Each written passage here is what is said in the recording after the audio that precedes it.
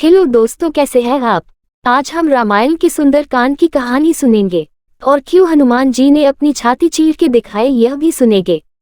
पर पहले आप इस चैनल को सब्सक्राइब करिए और बेल आइकॉन को दबाइए। तो शुरू करते हैं कहानी को। रामायण के सुंदरकांड में हनुमान जी के साहस और देवाधीन कर्म का वर्णन किया गया है।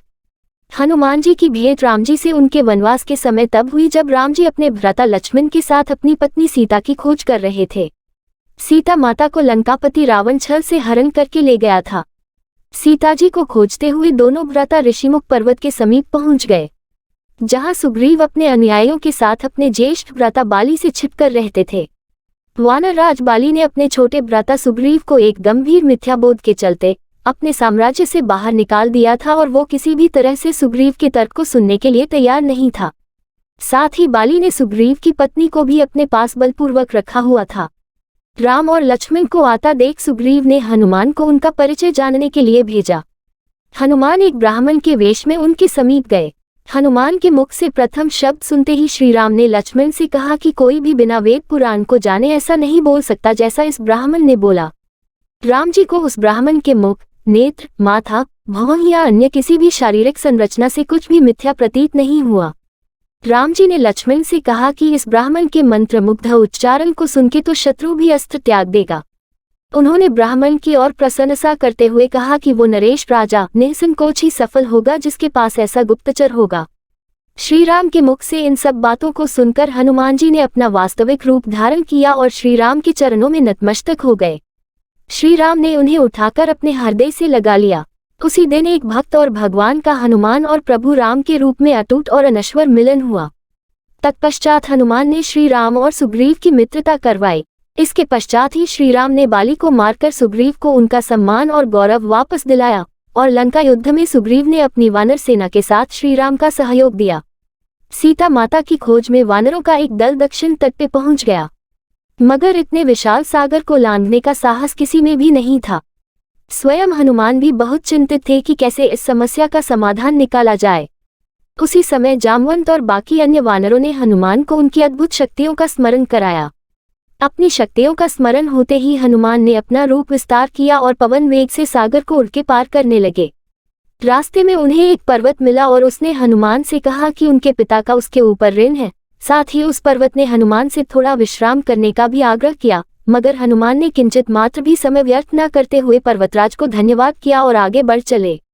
आगे चलकर उन्हें एक राक्षसी मिली जिसने कि उन्हें अपने मुख में घुसने की चुनौती दी। परिणामस्वरूप हनुमान ने उस राक्षसी की चुनौती को स्वीकार किया और बड़ी ही चतुराई से अति लघु रूप धारण करके राक्षसी के मुख में प्रवेश करके बाहर आ गए। अंत में उस राक्षसी ने संकोचपूर्वक ये स्वीकार किया कि वो उनकी बुद्धिमत्ता की परीक्षा ले रही थी। आखिरकार हनुमान सागर पार करके लंका पहुंचे और लंका की शोभा और सुंदरता को देखकर आश्चर्यचकित रह गए और उनके मन में इस बात का डर भी हुआ कि यदि रावण नहीं माना तो इतनी सुंदर लंका का सर्वनाश हो जाएगा।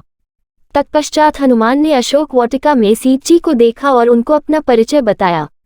साथ ही उन्होंने माता सीता को सांत्वना दी और साथ ही वापस प्रभु श्री राम के पास साथ चलने का आग्रह भी किया, मगर माता सीता ने ये कहकर अस्वीकार कर दिया कि ऐसा होने पर श्री राम के पुरुषार्थ को ठेस पहुंचेगी। हनुमान ने माता सीता को प्रभु श्री राम के संदेश का ऐसे वर्णन किया जैसे कोई महान ज्ञानी लोगों को ईश्वर की महानता के बारे में बताता है। माता सीता से मिलने के पश्चात हनुमान प्रतिशोध लेने के लिए लंका को तहस नहस करने लगे। उनको बंदी बनाने के लिए रावण पुत्र मेघनाद इंद्रजीत ने ब्रह्मास्त्र का प्रयोग किया। ब्रह्मा जी का सम्मान करते हुए हनुमान ने स्वयं को ब्रह्मास्त्र के बंधन में बंधने दिया। साथ ही उन्होंने विचार किया कि इस अवसर का लाभ उठाकर वो लंका के विख्यात रावण से मिल भी लेंगे और उसकी शक्ति का अनुमान भी लगा लेंगे। इन्हीं सब बातों को सोचकर हनुमान ने स्वयं को रावण के समक्ष बंदी बनकर उपस्थित होने दिया। जब उन्हें रावण के समक्ष लाया गया तो उन्होंने रावण को प्रभु श्री राम का चेतावनी भरा संदेश सुनाया और साथ ही ये भी कहा कि यदि रावण माता सीता को आदरपूर्वक प्रभु श्री राम को लौटा देगा तो प्रभु उसे क्षमा कर देंगे।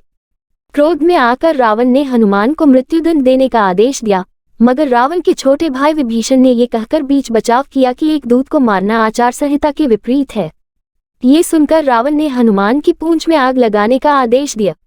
जब रावण के सैनिक हनुमान की पूंछ में कपड़ा लपेट रहे थे तब हनुमान ने अपनी पूंछ को खूब लंबा कर लिया और सैनिकों को कुछ समय तक परेशान करने के पश्चात पूंछ में आग लगाने का अवसर दे दिया।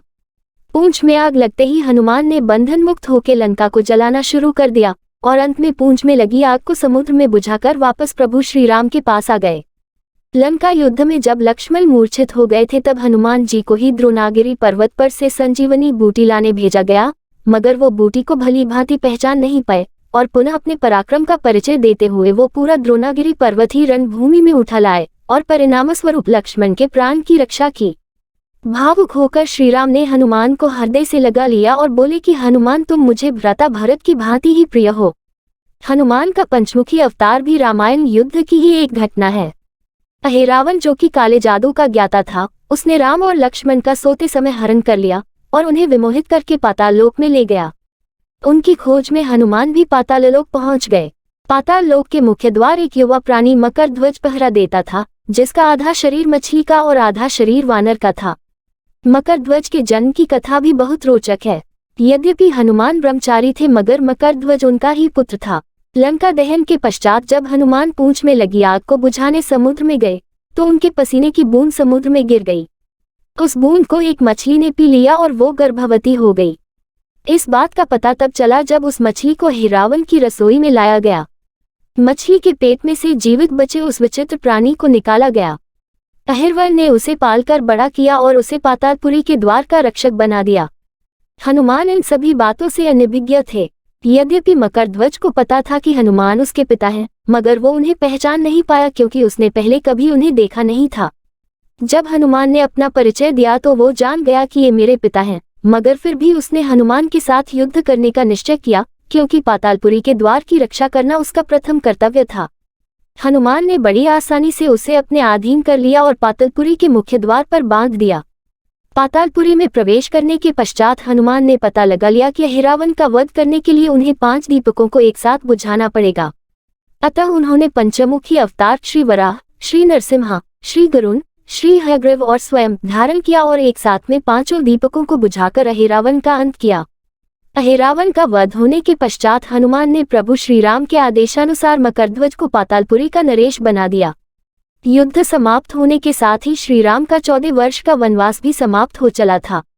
तभी श्रीराम को स्मरण हुआ कि यदि वो वनवास समाप्त होने के साथ ही अयोध्या नहीं पहुंचे तो भरत अपने प्राण त्याग देंगे। साथ ही उनको इस बात का भी आभास हुआ कि उन्हें वहां वापस जाने में अंतिम दिन से थोड़ा विलंब हो जाएगा। इस बात को सोचकर श्रीराम चिंतित थे, मगर हनुमान ने अयोध्या जाकर श्रीराम के आने की जानकारी दी और भरत के प्राण बचाकर श्रीराम को चिंता मुक्त किया।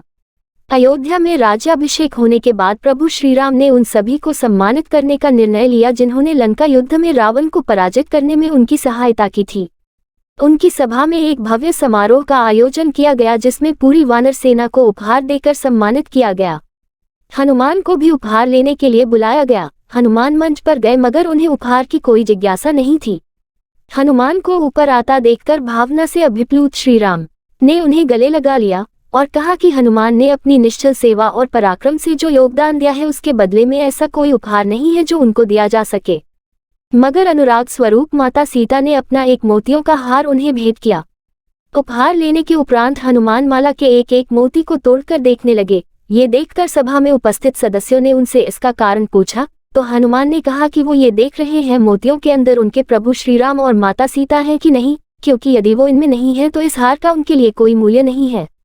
ये सुनकर कुछ लोगों ने कहा कि हनुमान के मन में प्रभु श्रीराम और माता सीता के लिए उतना प्रेम नहीं है जितना कि उन्हें लगता है। इतना सुनते ही हनुमान ने अपनी छाती चीर के लोगों को दिखाए और सभी ये देखकर स्तब्ध रह गए कि वास्तव में उनके हृदय में प्रभु श्रीराम और माता सीता की छवि विद्यमान थी।